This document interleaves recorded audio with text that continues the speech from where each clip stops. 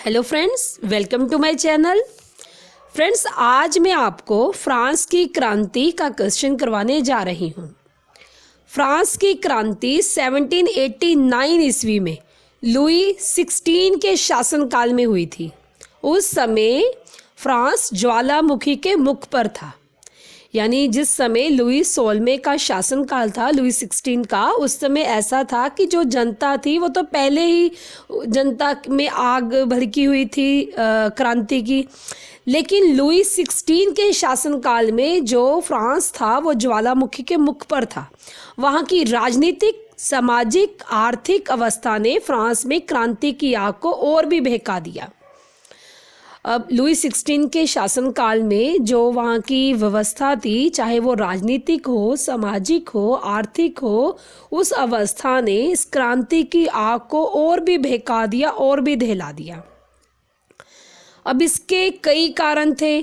अब फ्रांस की क्रांति के कई कारण थे, जो लुई 16 के कुछ व्यक्तिगत कारण भी थे, लेकिन कुछ राजनीतिक कारण भी थे और कुछ सामाजिक कारण भी थे। पहले हम इसे राजनीतिक कारण में देखेंगे। राजनीतिक कारण में जो इसका सबसे महत्वपूर्ण जो इसका कारण था वो था राज्य पद की प्रतिष्ठा में कमी। अब जो लुई 14वां फ्रांस का एक योग्य और शक्तिशाली शासक था, परंतु उसके कमजोर उत्तराधिकारी की शासन नीति के कारण राज्य पद की मर्यादा कायम ना रह सकी। पहले फ्रांस में राज्य पद की प्रतिष्ठा काफ़ी ज़्यादा थी, काफ़ी अधिक मात्रा में इनकी जो प्रतिष्ठा थी राज्य पद को लेकर। लेकिन लुई 16 के शासनकाल में आते आते राज्य पद की प्रतिष्ठा में कमी आ गई। प्रजा की राज्य के लिए भक्ति गिरती चली गई। यदि लुई 16 यह चाहता तो वह प्रयत्न कर राज्य पद की प्रतिष्ठा प्राप्त कर सकता था, परंतु उसने इस ओर कोई कदम ना उठाया। नतीजा, जनता में असंतोष फैल गया। अब अगर लुई 16 कोशिशें करता तो वह ऐसा कर सकता था कि वो प्रजा में जनता की भलाई के कार्य करके, जनता की बात मानकर राज्य पद की प्रतिष्ठा काफ़ी बढ़ा सकता था, उसमें कमी को रोक लगा सकता था। लेकिन उसने इस ओर कोई कदम ना उठाया और नतीजा, जनता में असंतोष फैल गया, जो क्रांति का कारण बना। अब दूसरे राजनीतिक कारण में था शाही परिवार की फिजूल खर्ची, व्यर्थ की खर्ची जो वो करते थे शाही परिवार। फ्रांस के शासक फिजूल खर्ची करते थे। पेरिस से 12 मील दूर बरसाए एक सुंदर राजमहल बनवाया। बरसाए में, पेरिस से जो 12 मील दूर बरसाए में उन्होंने एक सुंदर राजमहल बनवाया हुआ था। लुई 16 इस महल में शान से रहता था। उसके खर्चे की कोई सीमा ना थी। शाही काम होते थे इस राजमहल में, उसके खर्चे की कोई सीमा ना थी। लगभग 50 लाख रुपए खाने पीने में लगा दिए जाते थे। रानी राजा से भी अधिक खर्चा करती थी। इससे जनता का नाखुश होना स्वाभाविक था। अब जो जनता थी वो, उसमें ये असंतोष फैल गया कि वे काफ़ी मेहनत करके जो कर के रूप में शासन को रुपया देते हैं, वो इस व्यर्थ के कामों में जा रहा है। उनकी ये फिजूल की खर्ची लोगों के बीच एक ऐसा कारण बनी जिससे जनता नाखुश हो गई। और जनता का नाखुश होना स्वाभाविक था, क्योंकि इस राजमहल में खाने पीने से लेकर छोटे से बड़े अनेक कामों में फिजूल की खर्ची की जाती थी, जो जनता के नाखुश का कारण बनी। अब तीसरा कारण था दोष से भरा हुआ सैनिक प्रबंध। फ्रांस की क्रांति से पहले सैनिकों में काफ़ी असंतोष की भावना थी। सैनिकों में भर्ती होने वाले नौजवान साधारण परिवार से आते थे। उनको कम वेतन, कठोर अनुशासन, घटिया भोजन के कारण दुखमयी जीवन व्यतीत करना पड़ता था। निराशाजनक बात तो यह थी कि योग्य होने के बाद भी उन्हें उच्च पदों पर नियुक्त नहीं किया जाता था। अब वे योग्य थे, उन्हें उच्च पदों पर नियुक्त नहीं किया जाता था, बल्कि उनसे अधिक कार्य करवाया जाता था।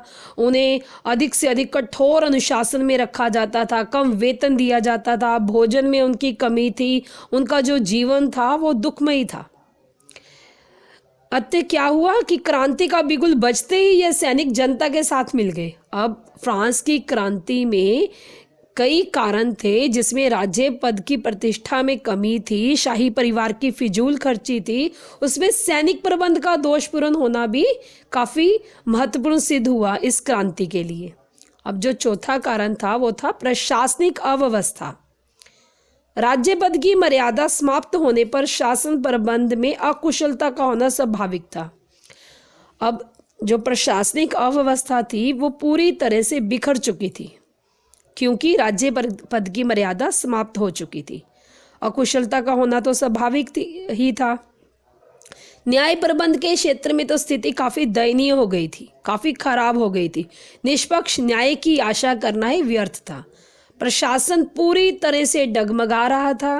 लुई 16 के बस में प्रशासन को व्यवस्थित करना नहीं था।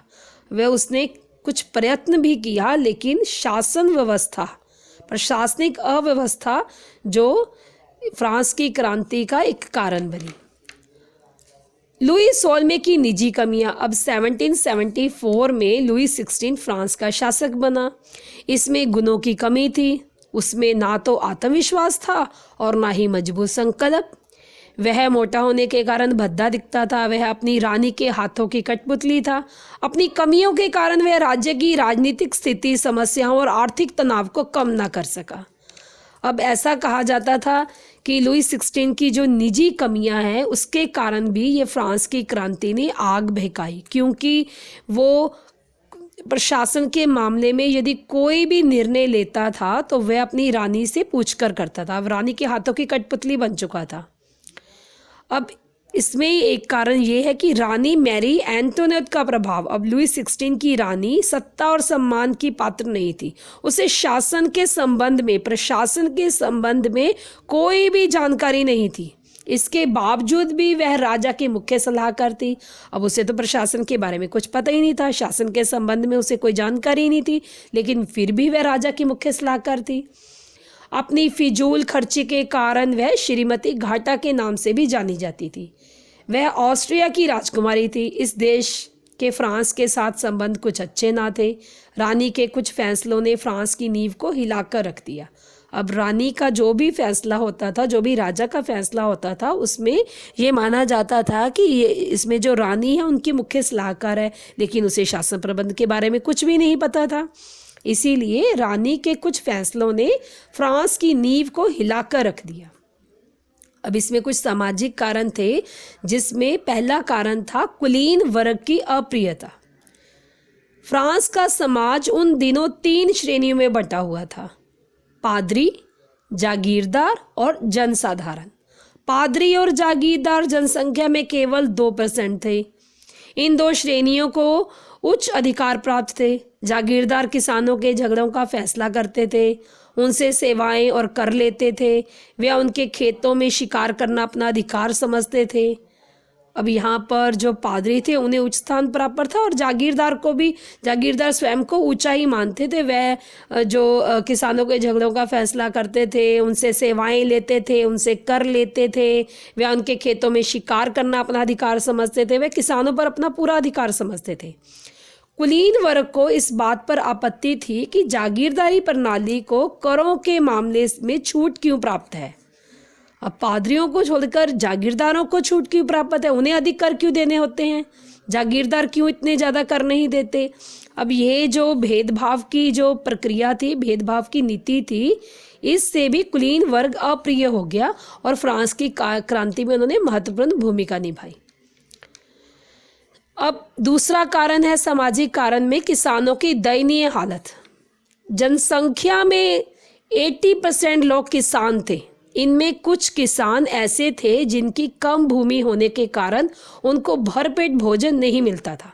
अब कुछ किसान ऐसे थे जिनके पास भूमि कम थी, लेकिन काफ़ी मेहनत करते थे। उनकी परिश्रम का कुछ भाग तो जागीरदारों के पास चला जाता था। उनको कम भूमि होने के कारण उनकी जो पैदावार थी वो कम होती थी, जिससे उनको भरपेट भोजन भी नहीं मिलता था, क्योंकि करों के रूप में उन्हें जागीरदारों को देना होता था। भूमिहीन किसानों की हालत तो और भी तरसयोग थी, और भी दयनीय थी। अब जब अकाल, सूखा या किसी प्रकार की मंदी हो जाती थी ना, तो इनका जीवन निर्वाह मुश्किल हो जाता था। जब इनका जीवन निर्वाह मुश्किल होता था तो सरकार की ओर से इन्हें कोई भी सहायता नहीं दी जाती थी। उन्हें नमक कर, चर्च कर, भूमि कर, आय कर आदि करों का बोझ भी उठाना पड़ता था। इस भार के कारण वे शासन व्यवस्था से तंग आ चुके थे। वे शासन व्यवस्था को बदलना चाहते थे। अब जब फ्रांस की क्रांति ने आग ली तो किसानों की दयनीय हालत ने उनको साथ देने के लिए मजबूर कर दिया। अब तीसरा कारण मजदूर वर्ग की दयनीय हालत। फ्रांस में इंग्लैंड की तरह औद्योगिक क्रांति शुरू हो चुकी थी। इनमें लगभग 25 लाख मजदूर काम करते थे। अब जब औद्योगिक क्रांति होगी तो मजदूरों की भरमार तो होगी। अब इनमें 25 लाख मजदूर काम करते थे। उन्हें कम वेतन मिलता था, परंतु उनसे काम अधिक लिया जाता था। सरकार की इनकी मुश्किलों की ओर कोई ध्यान न देती थी। अपनी दशा सुधारने के लिए इन्होंने क्रांति में अधिक से अधिक हिस्सा लिया। अब जब मजदूर वर्ग औद्योगिक जब क्रांति आई तो मजदूर वर्गों ने, मजदूर जो थे, उन्होंने इस उद्योगों में बढ़ चढ़ कर काम किया। लेकिन अब वे काम ज़्यादा करते थे, लेकिन उन्हें वेतन कम मिलता था। अधिक से अधिक काम लिया जाता था उन्हें। अब उनके काम ज़्यादा करने पर, अनुशासन में रहने पर, वेतन कम मिलने पर अब उन्हें असुविधा हुई। अपनी मुश्किलों की ओर, उनकी मुश्किलों की ओर सरकार ने कोई ध्यान भी ना दिया। अपनी इस दशा को सुधारने के लिए उन्होंने क्रांति में अधिक से अधिक हिस्सा लिया। अब निष्कर्ष में हम कह सकते हैं कि इन सभी विचारों को समझकर हम इस निष्कर्ष पर पहुंचते हैं कि क्रांति कुछ एक कारण से नहीं हुई। इस क्रांति के लिए कुछ राजनीतिक, सामाजिक, आर्थिक कारण जिम्मेदार थे। इनमें कुछ लुई 16 की निजी कमियां भी थी। अब जो उसकी रानी जो थी मैरी एंटोनेट, उसका कुछ प्रभाव भी था। और इसमें जो सरकार ने शासन व्यवस्था को संभाला नहीं था, सैनिक प्रबंध जो दोषपूर्ण हो चुका था, जब राज्य पद की प्रतिष्ठा में कमी आ गई थी, इन सभी में जो अव्यवस्था आ गई थी, इन सभी के कारण फ्रांस की क्रांति आई। फ्रांस की क्रांति के लिए कुछ एक नहीं, अनेक कारण जिम्मेदार थे। Thank you.